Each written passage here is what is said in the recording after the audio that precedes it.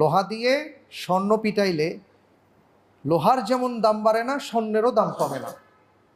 ইমানদারদের উপর যতই নির্যাতন করা হোক না কেন, ইমানদারদের উপর যতই নির্যাতন করা হোক না কেন, যতই কষ্ট দেওয়া হোক না কেন, এতে কখনো তাদের অমর্যাদা হয় না, তাদের মর্যাদা হানি হয় না। আপনি পৃথিবীর ইতিহাস দেখেন, আজকে বড় বড় যারা সালাফ আছেন প্রত্যেকের জীবনীতে দেখবেন যে তাদেরকে কত কষ্ট করা হয়েছে। এই যে ইমাম আবু হানিফা আলাইহি রাহমার কথাই যদি বলি, আজকে পৃথিবীতে কোটি কোটি মানুষ তার মাসলাকের উপর চলি আমরা, হ্যাঁ, তার মত আমরা অনুসরণ করি, তার কথাগুলো আমরা শুনি, কিন্তু এই মানুষটা ধুকে ধুকে ধুকে ধুকে তাকে জেলে রেখে পরবর্তীতে তাকে হত্যা করা হয়েছে, বিষ প্রয়োগে হত্যা করা হয়েছে।